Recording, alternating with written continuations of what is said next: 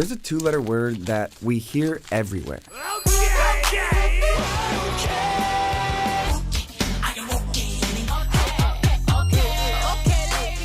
Okay might be the most recognizable word on the planet. Okay. It's essential to how we communicate with each other and even with our technology. Alexa, turn off the living room light. Okay. You probably use it every day, even if you don't notice it. But what does okay actually mean? And where did it come from? Okay. Okay then. Okay, thank you.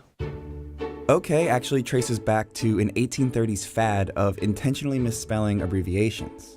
Young intellectual types in Boston delighted those in the know with butchered coded messages such as KC or Nuff Said, KY, No Use, and OW, All Right. But thanks to a couple of lucky breaks, one abbreviation rose above the rest. OK, or All Correct.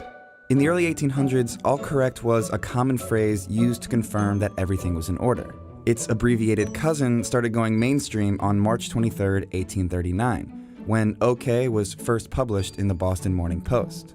Soon, other papers picked up on the joke and spread it around the country, until OK was something everyone knew about, not just a few Boston insiders. And OK's newfound popularity even prompted a flailing US president from Kinderhook, New York, to adopt it as a nickname during his 1840 re-election campaign. Van Buren's supporters formed OK clubs all over the country, and their message was pretty clear. Old Kinderhook was all correct. The campaign was highly publicized and turned pretty nasty in the press. His opponents ended up turning the abbreviation around on him, saying it stood for Orphan Conspiracy or Orphan Catastrophe. In the end, even a clever nickname didn't save Van Buren's presidency, but it was a win for OK. That 1840 presidential campaign firmly established OK in the American vernacular, and while similar abbreviations fell out of fashion, OK made the crossover from slang into legitimate functional use, thanks to one invention: the telegraph. If we lower the bridge, the current flows to the sounder. At the other end, the current energizes an electromagnet, and this attracts the armature. The armature clicks down against a screw and taps out a message. The telegraph debuted in 1844, just 5 years after OK. It transmitted short messages in the form of electric pulses, with combinations of dots and dashes representing letters of the alphabet. This was OK's moment to shine. The two letters were easy to tap out and very unlikely to be confused with anything else. It was quickly adopted as a standard acknowledgement of a transmission received, especially by operators on the expanding US railroad. This telegraphic manual from 1865 even goes as far to say that no message is ever regarded as transmitted until the office receiving it gives OK. OK had become serious business.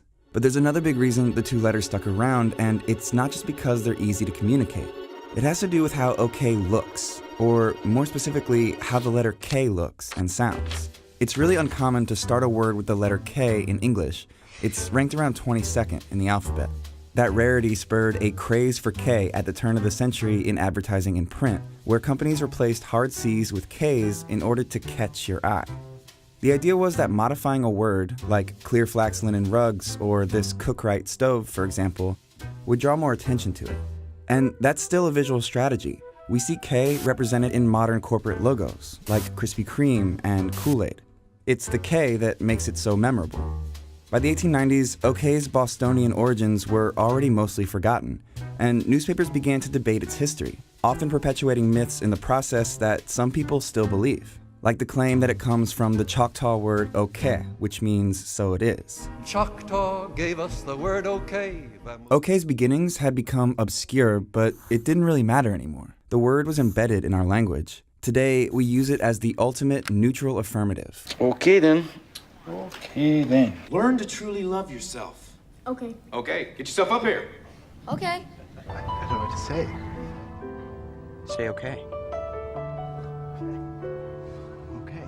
It's settled then. Alan Metcalf wrote The Definitive History of OK, and he explains that the word affirms without evaluating, meaning it doesn't convey any feelings, it just acknowledges and accepts information. If you got home okay, it just means you were unharmed. If your food was okay, then it was acceptable. And OK confirms a change of plans.